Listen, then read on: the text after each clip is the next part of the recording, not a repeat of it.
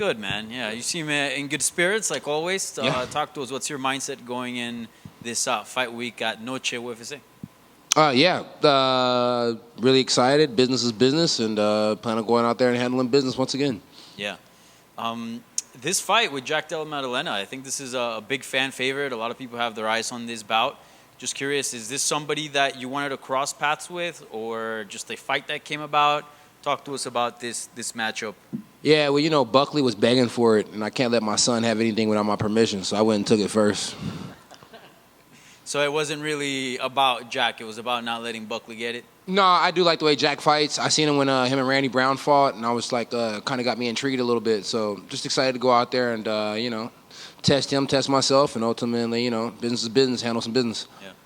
This obviously paints to be like a striking bout. What have you made of his boxing skills? Are you a fan of like what he's been doing? Oh, yeah, most definitely. It's like sometimes when you watch a guy fight, it's like it's hard to continue to watch their fights. Like the last fight, Kiesta, I was doing my studying, and I had to keep watching his fights. And it's like I just started doing this whole little new study thing, and it's like Kiesta fights were like, I was like, fuck, I don't want to watch this. It's like I'm not really big on the grappling. But, you got to do what you got to do. Yeah. So I watch Kiesta while I'm on the shitter because, I'm not going to fall asleep while I'm on the shitter.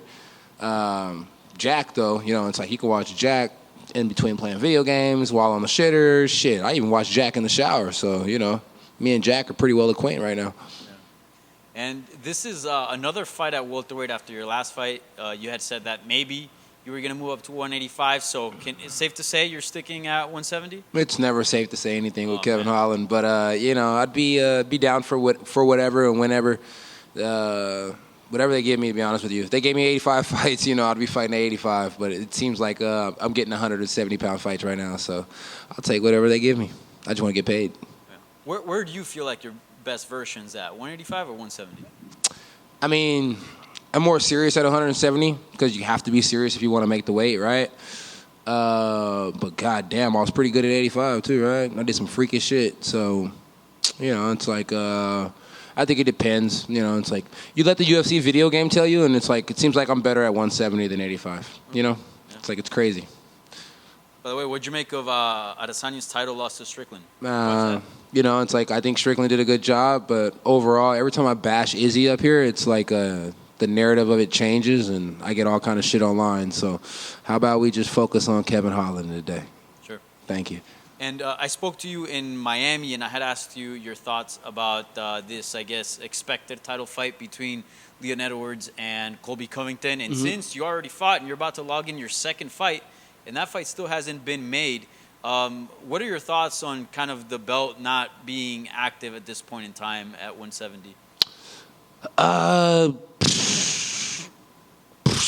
It doesn't really bother me. I'm not really the guy looking for a belt. I'm just looking to stay active, and I'm looking to fight anybody and everybody. You know what I mean? It's like I like how I get paid, and the way I get paid is to show up and to win fights. So I show up, win fights, do the contract, assassinate the person in front of me, collect my checks, and go on to the next one. So I just look forward to keep fighting. Just fight as much as possible. I don't concern myself with belts whatsoever. It's like if guys are fighting for a title, they're no longer in my vision anymore. My glasses can't see them. Yeah. Why are you not focused on the belt? Like, why is that something that doesn't? Why are you guys so focused on the fucking belt all the time? Like, excuse my language, but why are you so focused on the belt? I just told you I'm not worried about the belt, and you go back and repeat, ask me about the belt. Like, I'm not worried about the belt. Why are you so worried about the belt? You don't even fight for a living. Why are you so worried about the belt? Well, I'm not worried. I don't fight. I'm not worried about it either. Why are you so worried about it? That's why I'm asking. Well, I'm not worried about it. That's the ultimate answer you need. I'm not worried about it. Why are you so worried about it? Well, I don't know. I'm asking you because you say you want the big paydays, and usually that comes with pay-per-view points and whatnot. So you would assume that maybe I'm already getting pay-per-view points. Maybe. You don't know, right? Sure. True. All right. All right. Lastly, have you brushed up your Spanish at all ahead of Noche UFC? A little bit. Not good enough yet, though. Still working on it. I think I'm going to give me one of those little things that go and the little thing, and it repeats the words over and over again. I think I'll be able to understand it like that. It's like I get a word down packed, and then I go and start doing shit, and I fucking forget it, and it's like, I hate that. I really wish I could, retain it, It's like, probably need to smoke less weed. Yeah. Good luck in the fight, and good luck with the classes as well. Thank you. Kevin, over here. Obviously, last week's main event just got mentioned. You were one of the few people that picked Strickland to win on your podcast. Yeah. How do you see this weekend's main event going? Man, dude. I don't really like talking about people that can beat me up. I don't feel like neither one of those guys can beat me up, so I talked about them. But Grasso and Shevchenko whooped my ass, so I'm going to leave those two alone. But, you know, it's like I like seeing Grasso as a champ, and I think, you know, Valentina was a great champ for a very long time. It's nothing wrong with a new brush of wind, you know, but I don't want to get my ass whooped, so props off to those ladies. I hope they have a wonderful fight. Awesome. And what's it like having some momentum going into this one, right? You have that win over Ponzinibbio in April, and then the one over Kia Sanjay, and maybe potentially another one in September. You know what? I don't think I don't need to do that too much because, you know, it's like if I think about that too much, I start to get a little cocky and big-headed. You know, it's like it's best to feel like you're always coming off a loss, 2 losses at that, because then, you know, it's like you're back against the wall and you might get kicked out of the organization. So you're just doing your best to fucking stay here at all times, you know? Fair enough. I mean, fair enough. You mentioned that you were on a 2-fight skid last year, and you turned that around. How was that transition like as you're now on a 2-fight streak? Yeah, it does. It always feels good to be winning, and you know, it's nice to have a number next to the name because, you know, like the fans be like, oh, well, he does have a number next to his name, so that, you know, it's nice to make the fans happy because I love my fans. But ultimately, you know, to turn it around, I think, you know, I got Suge back full time. I think that's big. I got Eric Sands as a wrestling coach full time. I think that's pretty big. And then consistency is key. I'm very consistent now that I got my own little spot. You know, it's a little hole in the wall, but it's cool. It works for me. It works for the guys that go there, and you know, I enjoy it. You know, Malik Lewis, he fought the other night, Contender Series, right? It's like the fucking kid came to the spot. You know, was getting good work, you know. And it's like I don't think he was really winning any rounds against anybody that's there with us. You know, we don't have a whole bunch of bodies, but it's like he was getting good work there. We went to Houston, we got good work, and then he came home and he stopped coming. You know, and it's like we gave him a little love on the media, said he was going to do good in this fight, but I said he was going to do good in this fight if he stuck with us. He didn't stick with us. You see what happened. It's like you got to find a place that feels good, you know. And it's like I found a place that feels good, you know. It's like my coaches do a good job over there, and it's like the few people that are there are serious as fuck, and I think that's to change the skid around, you know. And speaking about the people around you, your good friend Terence McKinney's here with you. After you won his last fight, he mentioned how special it was for him to have guys like you and Jamal Hill supporting him the way you guys do. How's it like having Terence by your side? Oh, dude, it's great. He's sitting over there right now. Look at him. It's fucking annoying, bro. Look at this shit. Look at that. I'm trying to tell you, my boy. Yeah, look, he's looking at everybody. Look at it. Look, he's like, oh my gosh. Yeah, Terrence is annoying, but that's definitely my little bro. You know, it's like different daddies, different moms, but we're definitely brothers, for sure. Yeah, it's like it's hard to explain. Perfect timing there. And another one from me.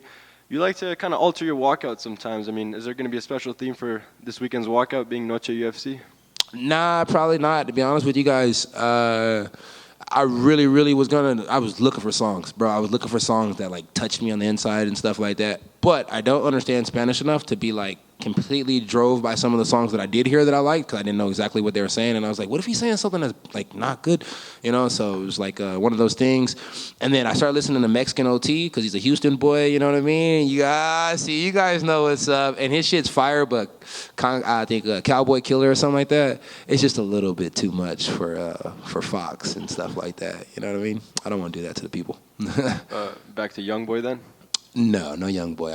I'm 2-2 in Youngboy. I think I'm gonna stop taking chances with Youngboy. But if you ever see me riding down the street and there's a lot of smoke inside the car, it's tobacco, guys. It's nothing else. And I'm going like this real hard. I'm listening to Youngboy for sure. Demon time. And last one for me. What's the message you have for all the Trailblazer fans from all around the world that are gonna watch your fight? Grande Boca. I'm fucking it up. See, I told you I'd be forgetting. Didn't I tell y'all? Shit. Hey, shout out to all my people that supported me. I appreciate y'all. Awesome. Thank you. Thank you. You got to go with Selena. You can't miss with Selena walkout song. Oh, yeah. I'm going to leave that to the women.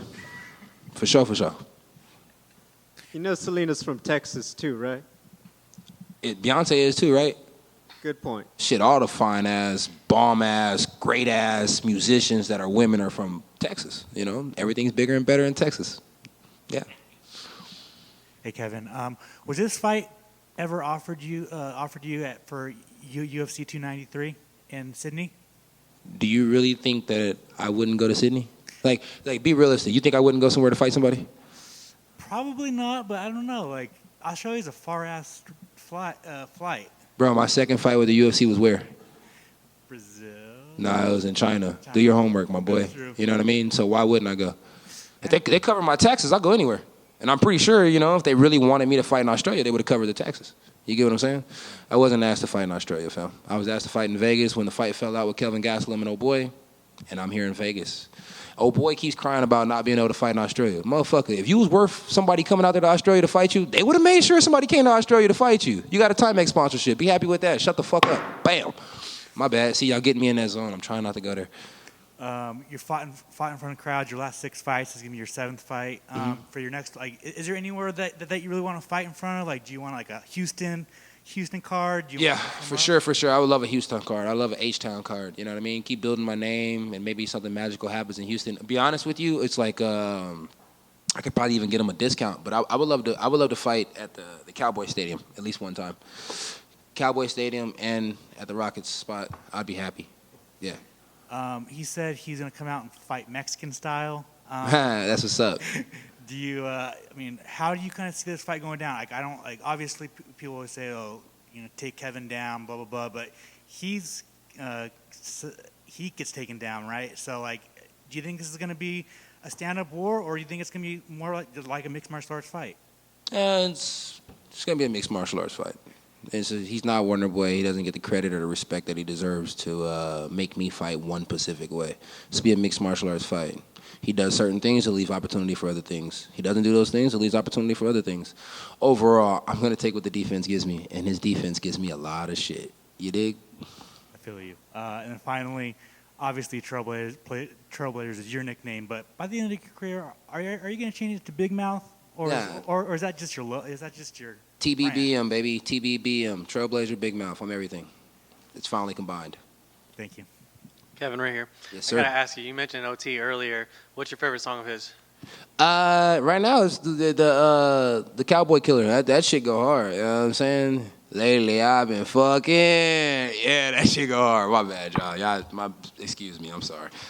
I gotta ask you too. What's your top 3, top 5 artists right now? Top 3, top 5.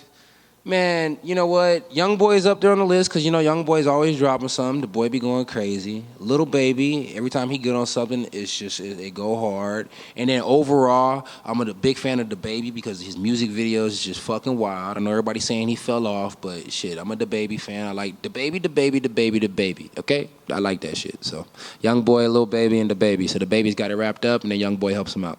I gotta ask you this too. Your Instagram page has got a lot of memes on it. What are your favorite kind of memes? Favorite kind of memes?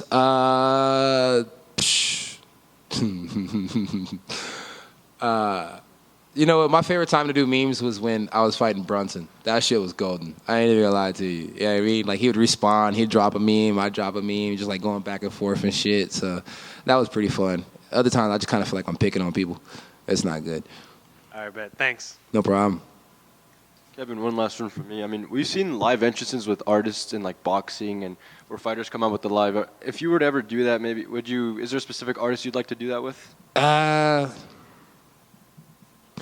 because I always think it sounds like crap when they do that. It's like if I'm being real, but like if I had to choose somebody, it probably wouldn't be nobody on my top 3. It'd probably be Sauce. You know what I mean? Sauce Walker. Because Sauce Walker just be getting wild. I'm like, you know what I mean? So yeah, it'd probably be Sauce. Yeah, he's hype. Yeah, no cap. I can imagine that. Thank you.